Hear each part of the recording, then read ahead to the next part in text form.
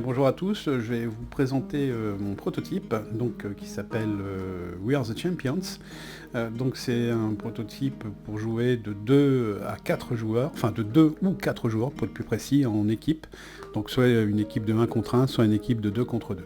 Voilà, donc l'histoire raconte en fait que le roi va chercher tous les ans à défier les différents chevaliers et magiciens du royaume pour choisir ses champions pour l'année. Donc le but du jeu, ça va être d'être la meilleure équipe. Donc soit le meilleur chevalier quand il n'y a que 2 chevaliers, soit la meilleure équipe de chevaliers magiciens lorsqu'il y aura un chevalier magicien dans chaque équipe. Voilà, donc comme on peut voir sur la caméra, déjà, pour vous parler un peu du matériel, c'est que tout est en double en fait, donc ce que je vais présenter ici concerne également ce qu'il y a pour l'autre équipe là-bas qui est déjà installée. Voilà, donc qu'est-ce qu'on va y avoir comme matériel? Eh bien, on va avoir ceci. Et pourquoi? Parce que le défi consiste pour une équipe à rentrer dans un donjon, en fait, qui a été construit par l'équipe adverse, rentrer dans un donjon pour aller récupérer un trésor.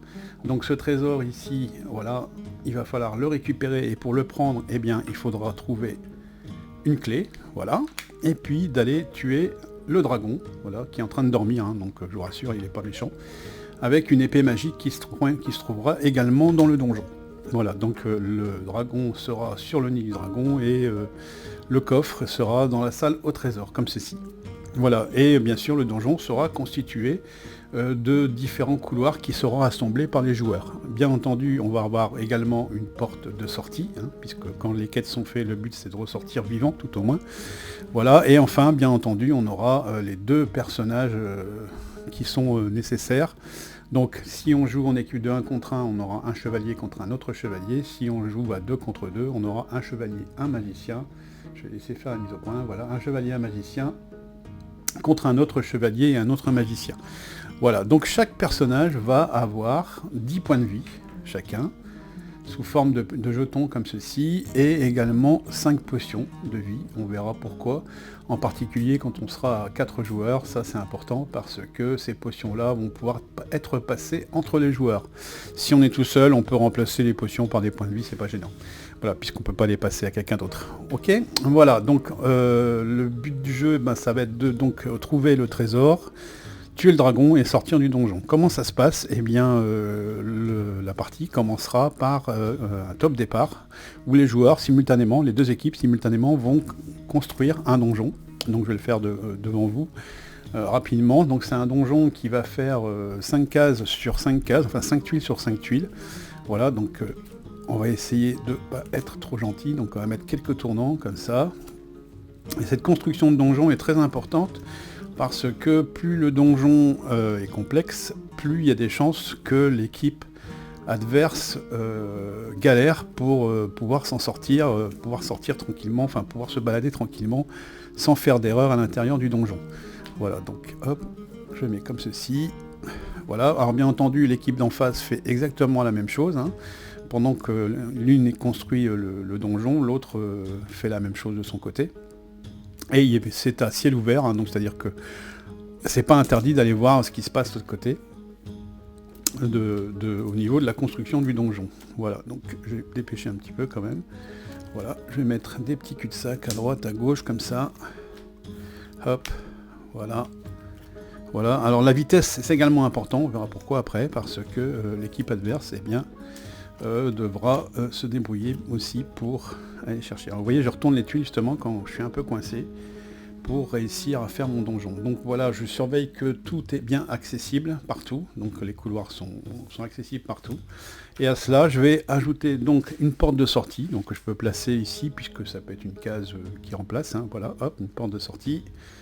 Je vais mettre le nid du dragon, donc je vais le mettre ici en bout par exemple, avec le dragon à l'intérieur. Et je vais mettre la salle au trésor, que je pourrais mettre ici sur le bord, avec le coffre ici. Et enfin, je vais placer la clé et l'épée. Donc, je vais mettre par exemple la clé ici, dans le coin là, et l'épée pour tuer le dragon. Je vais la mettre par ici, carrément l'opposé, hein. Voilà. Et ensuite, je vais placer mon personnage, quelque part, qui rentre sur le côté comme ça. Et s'il y a 2 personnages, eh bien, je place le deuxième. Voilà.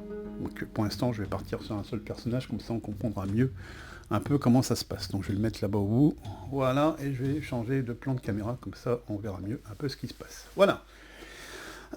L'autre équipe fait exactement pareil, donc il se peut qu'il y ait une équipe qui est terminée avant une autre, et dans ce cas-là, si par exemple j'ai terminé la construction de mon donjon et que l'équipe d'en face n'a pas encore terminé, je vais commencer à retourner un sablier au moment où j'aurai terminé pour faire accélérer l'équipe d'en face. Donc c'est un sablier qui paraît énorme comme ceci, mais c'est un sablier de 15 secondes. Donc je leur accorde 15 secondes supplémentaires pour terminer le donjon de leur côté, et je ferai un deuxième sablier gratuit, donc ça leur fera en tout 30 secondes. Si jamais je dois rajouter encore un sablier pour qu'ils terminent leur donjon, à ce moment-là, ils devront payer 4 points de vie. Donc c'est important, donc l'équipe en face devra me donner 4 points de vie, enfin perdre 4 points de vie pour pouvoir avoir un troisième sablier, puis encore 4 points de vie pour avoir un quatrième, autant dire que c'est trop la galère, donc il vaut mieux aller assez vite pour terminer le donjon. Donc la construction d'un donjon est très importante dans le sens où la rapidité compte aussi. Non seulement la structure, mais la rapidité. Voilà, donc une fois que les deux donjons sont construits, on sera face à face, donc comme ça, moi mon donjon en fait se trouve là-bas au bout. C'est-à-dire que moi je suis là, mais c'est là-bas que je vais aller diriger mon personnage, et l'adversaire il va diriger son personnage dans le donjon que je lui ai construit pour lui. Pourquoi ? Parce que, eh bien, on a un sort maudit dans chaque donjon, qui va créer une obscurité totale, c'est-à-dire que le joueur qui va déplacer son personnage dans son donjon à lui, c'est-à-dire celui qui est en face, ne pourra pas voir ce qui se passe, donc il va devoir retenir tout le donjon. Alors pour cela, lorsque les deux donjons sont construits, on remet encore 2 sabliers, ce qui accorde 30 secondes supplémentaires, pour aller observer. Moi je vais essayer d'observer le plan de mon donjon là-bas en face et où je me trouve, où se trouvent les objets, où se trouve le dragon, où se trouve le trésor, ou alors je peux décider par exemple d'essayer de mémoriser un maximum de choses sans forcément tout mémoriser. Voilà, et l'adversaire fait pareil pendant ces 2 sabliers. Lorsque les 2 sabliers sont passés, eh bien on va placer devant le joueur, entre les joueurs, on va placer ici un paravent, comme ceci, hop. Voilà, et bien entendu, moi je ne verrai pas mon donjon qui se trouve de l'autre côté, et lui il peut pas voir le donjon qui se trouve de mon côté, donc c'est-à-dire le sien. Donc on est dans le noir. Voilà, alors je vais l'enlever pour faire plus d'explications quand même. Voilà, et ensuite les joueurs vont jouer tour à tour, en donnant un ordre à leur personnage. Donc les ordres possibles, ça va être du déplacement, donc ça c'est un ordre possible, ramasser un objet, donner un objet éventuellement si on est plusieurs, combattre le dragon, prendre le coffre, et puis bien sûr pour sortir. Alors comment ça se passe ? Eh bien tout simplement le déplacement, on va le faire non pas de petite case en petite case, il n'y a pas de case en fait, ça va être de tuile en tuile. Donc si ce personnage veut se déplacer ici, eh bien il devra dire tout droit, donc on avance le personnage sur la tuile suivante. Je ne sais pas si vous voyez, il y a des petites traces de pas ici, on le place sur le bord de la tuile dans le sens des traces de pas. Donc il regarde toujours le centre en fait, et là il a terminé son déplacement. Donc si par exemple le personnage veut aller par ici, eh bien cette fois-ci il va falloir dire qu'il va à gauche. Donc attention, ici marqué gauche, droite sur le pied. Donc moi c'est facile, mais lui il voit rien en face, faut pas oublier. Donc il va me dire à gauche, et à ce moment-là je vais tourner le personnage vers la gauche, toujours, j'arrive sur la tuile dans le sens des petits pas, en regardant la case centrale, voilà, et s'il veut aller ici, c'est à droite. Voilà, on change toujours de tuile. S'il veut revenir en arrière, c'est tout simplement un demi-tour. Donc on change de tuile et on regarde toujours la case centrale. Puis là, il ira de nouveau à gauche. Il a le droit aussi de dire « je m'arrête », pourquoi pas. Ça peut arriver lorsqu'on a 2 personnages, parce qu'il attend quelqu'un en attend un autre. Donc ça, ce sont les déplacements. On a également pour ramasser les objets, donc pour faciliter l'explication, je vais le mettre plus proche ici. Donc si le personnage est ici, il va dire « je vais à droite ». Donc s'il arrive sur la tuile, son prochain ordre va être de dire « je ramasse la clé ». Donc s'il ramasse la clé, voilà, on lui donne le jeton, comme quoi il a ramassé la clé. Attention, il doit bien préciser quel objet il ramasse, et il doit être sur la même tuile. Parce que par exemple, s'il est ici et qu'il dit je ramasse la clé, c'est pas bon. Ou alors s'il est ici et qu'il dit je ramasse l'épée, qui est donc l'autre jeton ici, eh bien c'est pas bon non plus. Voilà. Donc voilà, ça serait une erreur. Et ensuite, lorsqu'il aura un des objets, par exemple notamment la clé, il devra donc se rendre, alors je vais changer de plan sinon vous ne voyez pas, donc il devra se rendre sur la salle au trésor ici, donc en se déplaçant, toujours pouf pouf pouf, voilà. et dire je prends le coffre, à condition bien sûr qu'il ait le jeton clé. Donc à ce moment-là, on lui donnera le coffre. Voilà, et pour l'épée, c'est la même chose, mais il devra aller chercher l'épée et ensuite se déplacer sur la salle du dragon, ici, pour dire ben j'oxy le dragon de mon épée magique, et donc le dragon sera mort. Voilà, et donc il aura accompli les quêtes, et le personnage n'aura plus qu'à sortir du donjon. Donc je vais voir, j'ai pas sur le plan caméra, mais c'est pas grave. Donc pour sortir du donjon, voilà, il devra se mettre ici et dire, ben là notamment je vais à droite, comme s'il y avait une case derrière, il est sorti, et c'est terminé pour lui. Donc la quête est réussie. Bien entendu, on alterne chacun son tour, donc moi je vais dire, lui il va me dire tout droit, moi je vais dire par exemple, ben, je vais tout droit, lui il va me dire je vais à gauche, puis moi je vais dire ben, je vais à droite, voilà. Chacun son tour, on fait quelque chose. Alors, qu'est-ce qui se passe en cas d'erreur? Parce que c'est ça le plus important. Donc en cas d'erreur, eh bien, le personnage va perdre tout simplement un point de vie, et en général, il perd son action, bien sûr. Donc par exemple, s'il est ici, je vais prendre le plan de caméra, s'il est ici, qui me dit à gauche, par exemple, ici, donc ça serait là, c'est impossible, puisqu'il y a un mur. Donc je lui dis, boum, tu te cognes, et le personnage perd donc un point de vie, donc il va me donner un de ses points de vie. Voilà, donc il va perdre un point de vie, comme ceci. Et il bougera pas, voilà. Donc s'il me dit au tour d'après, bah, je vais tout droit, parce qu'il est persuadé qu'il s'était planté, il se recogne à nouveau, il repère un point de vie. Donc bon, s'il n'est pas trop bête, il a compris que c'était à droite. Et encore, s'il est dans un cul-de-sac, bah, il se planterait 3 fois. Voilà. Donc à chaque erreur, c'est un point de vie. Autre erreur possible, hein, comme je l'ai dit tout à l'heure, s'il me dit je ramasse la clé alors qu'il n'est pas sur le bon endroit, bah, je lui dis ben non, il n'y a pas de clé à cet endroit-là, donc il perd un point de vie.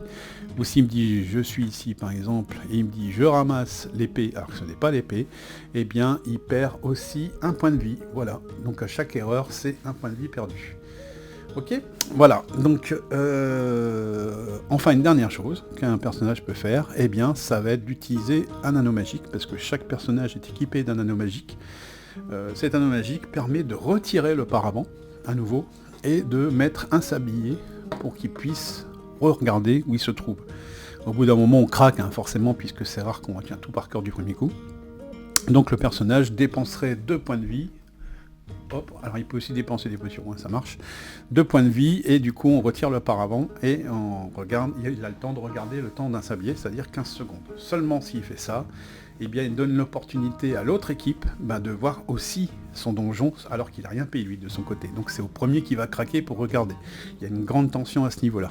Voilà, donc ça c'est le principe de base, sachant que lorsque une équipe a terminé la quête, alors qu'il soit un ou deux, hein, lorsque l'équipe a terminé la quête, on va regarder tout de suite comment on peut gagner. Alors, il y a plusieurs solutions. Si dans l'équipe, il y en a un qui meurt, forcément s'il est tout seul et qu'il meurt, c'est vite fait, mais si même ils sont deux, s'il y a le magicien qui est avec, et qu'un personnage meurt, eh bien c'est fin de l'équipe, ils ont perdu, tout simplement. Donc il ne faut pas mourir. Donc l'intérêt c'est de essayer de rester vivant, ça c'est la moindre des choses.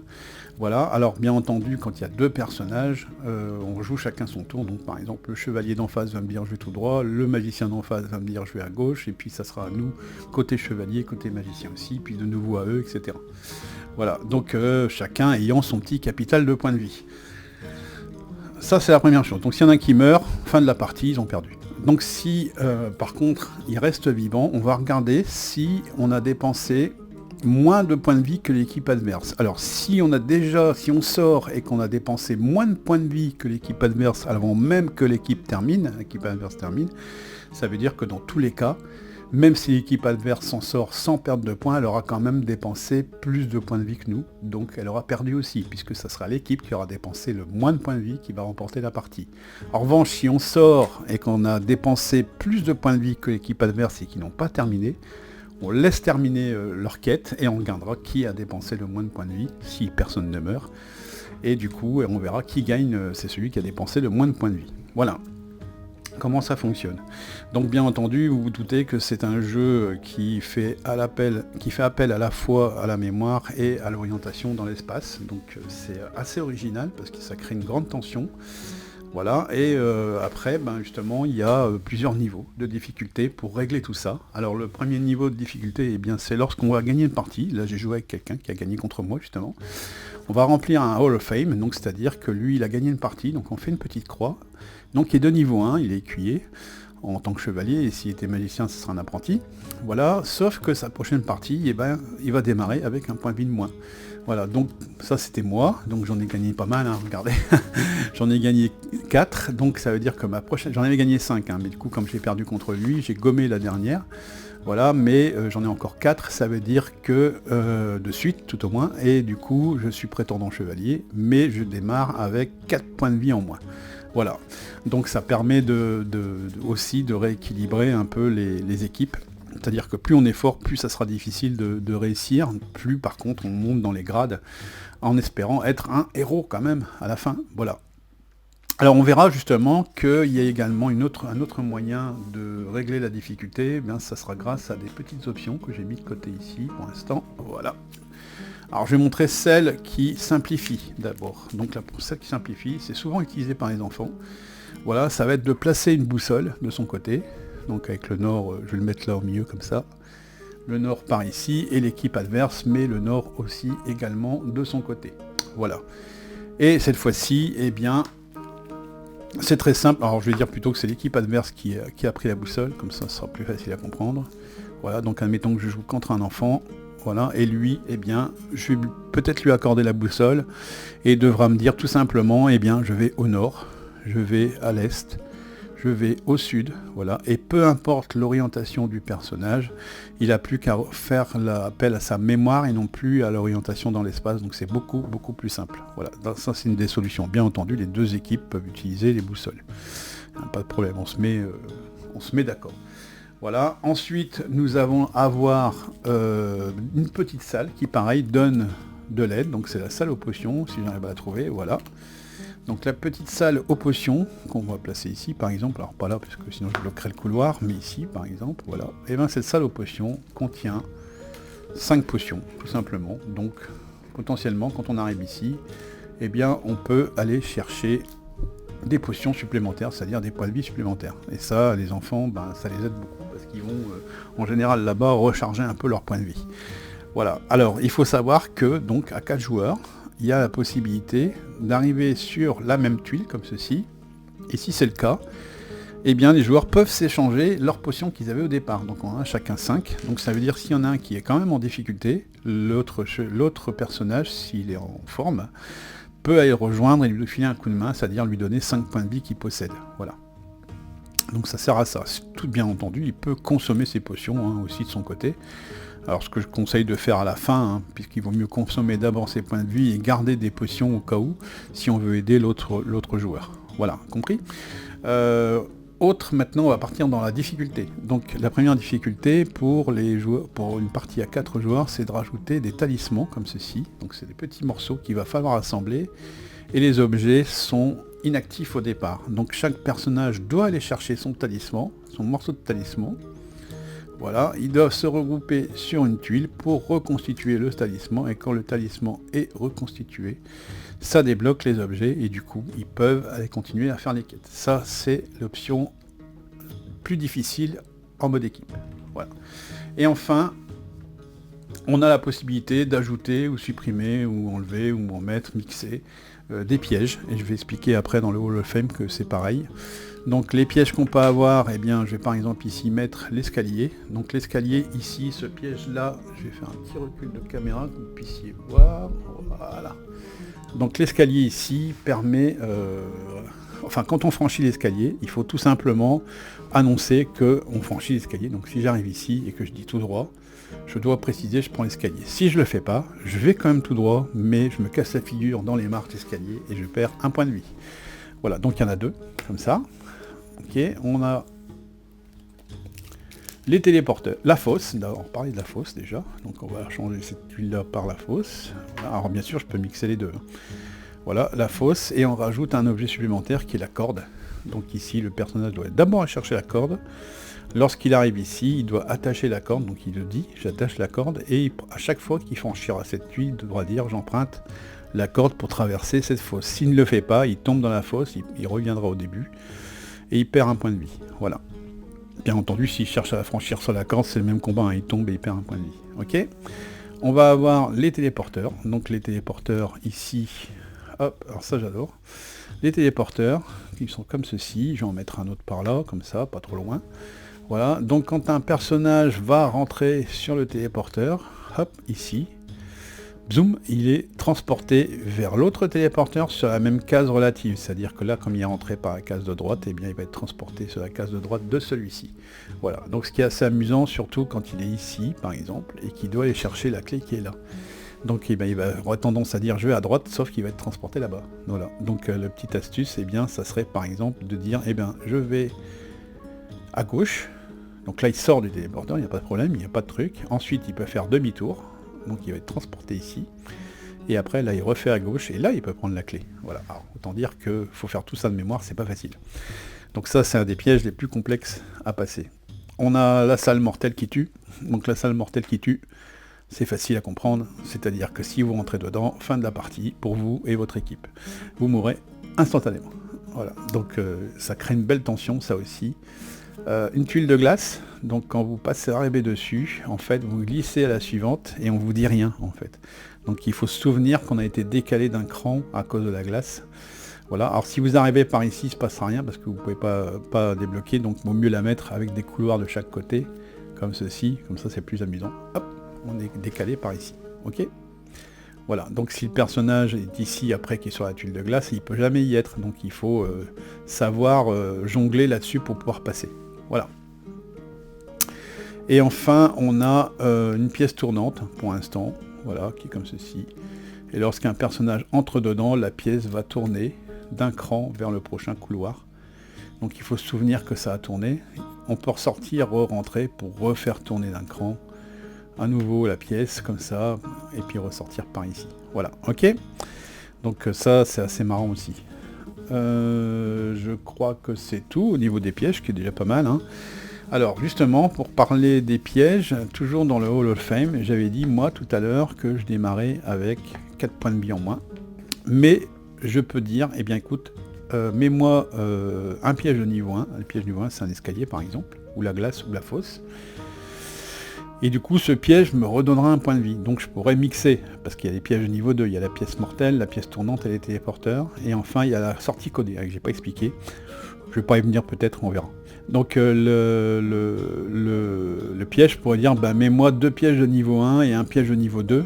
Et je récupère à ce moment-là les 4 points de vie qui pourraient me manquer. Mais je démarre avec des malus, bien entendu, de pièges. Alors là où c'est très drôle, c'est qu'après on a conscience quand on joue à 1 contre 1, mais les pièges, quand on les choisira à 2 contre 2, il faut que l'autre soit d'accord aussi. Il va dire mais non, moi je veux pas que tu prennes des pièges, etc. Alors bien entendu, un piège est commun aux deux, hein, c'est-à-dire que si l'équipe est d'accord, il faut qu'ils aient tous les deux des points de vie à récupérer. Hein, voilà, donc par exemple si je mets un escalier, je récupère un point de vie et mon coéquipier récupère un point de vie, sauf si lui n'avait pas de point de vie à récupérer, je n'aurais pas pu prendre de piège. Voilà, ok. Ou alors en bonne conscience, il est obligé de les subir, quoi. Voilà, sans regagner de points de vie. La sortie codée, c'est vrai, j'ai pas parlé de la sortie codée. Alors la sortie codée, c'est assez complexe, mais c'est 3 pièces comme ceci qu'on va placer. Voilà. Et sur chaque pièce, il va y avoir un code. Donc le code, eh bien, c'est simplement des petites tuiles numérotées, comme ceci. Voilà, alors je vais pas toutes les mettre, enfin si je vais toutes les mettre. Voilà, on les place par-dessus, comme ceci. Voilà. Et vous voyez, il y a une pièce, alors il faut la mettre de côté, hein, voilà, 3 points, 2 points et 1 point. Eh bien, ça va être très simple. Si je viens voir ce qu'il y a ici, l'adversaire va me montrer, enfin je vais montrer à l'adversaire, si lui vient voir, je vais lui montrer ici qu'il y a 3 points dans la pièce à 2 points. S'il vient ici, je vais montrer qu'il y a 1 point dans la pièce à 3 points, et il va avoir donc 2 points dans la pièce à 1 point. Donc je vais laisser visible pour que vous puissiez bien comprendre. Voilà, alors bien entendu on remet, hein, tout ça c'est mémoire, et arrivé à la porte, lorsqu'il va la prendre, je vais lui demander le code de sortie. Alors ça c'est le piège le plus dur. Voilà, c'est-à-dire que le premier chiffre, celui qui avait 1 point, c'est un 2. Le deuxième chiffre, ça sera un 3, et le troisième chiffre, ça sera un 1. Donc le code de sortie c'est 231. Voilà, donc autant dire que c'est très très difficile, mais là il faut avoir pas mal de parties pour arriver à ce niveau-là. Voilà, et ça par contre, ça refait gagner 3 points de vie quand on le met en jeu. Ah, donc c'est donc We Are the Champions, donc mon prototype, voilà. Donc j'essaie de le présenter en festival et puis j'envisage une édition de ce jeu-là. J'espère qu'il vous plaira. À bientôt.